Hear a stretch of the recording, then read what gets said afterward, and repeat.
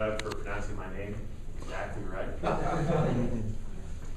Chad, I always get excited every single time I see that you're speaking, and I think that goes to say for everybody else here, we know that what you bring to the table is obviously a lot of dynamicism. You show up, you walk up and you're out there in the middle, you're confident, you've got a nice smile that says, hey, I've got something fun and entertaining that's about to be delivered here, and I think that's what we've all come to expect from you.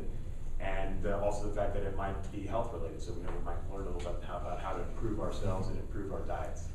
This one, the seventh topic for through the guide was really supposed to be focused on research and a research-based speech, so that you have multiple sources to be able to support any of your arguments of what you were talking about, to convince us with data, with varying sources, whether it be personal experience, or from, again, statistics that you were able to pull from internet or books, wherever it may be. You started off in terms of structure very, very well, and leading into this with time sensitive and relevant, saying I'm going to the Chiefs game this Sunday, and I go with my dad, and my dad likes to eat at the stadium.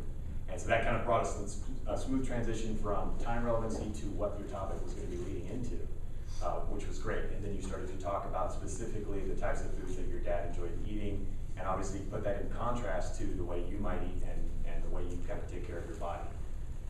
That then went into a full list of all of the most horrific foods that you could find across the stadium. So clearly you researched that, you went and pulled up, I'm not sure what your site or source was, or where you if that could be cited.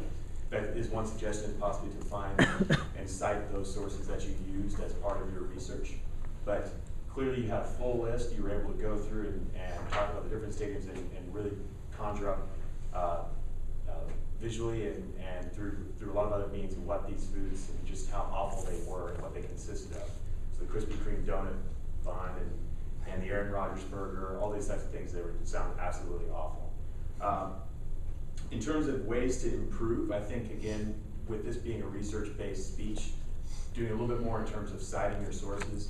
You had calorie information for some, but not others, so that was clearly a difficult point to kind of pull together to give equal relevancy to everything and to make that comparison.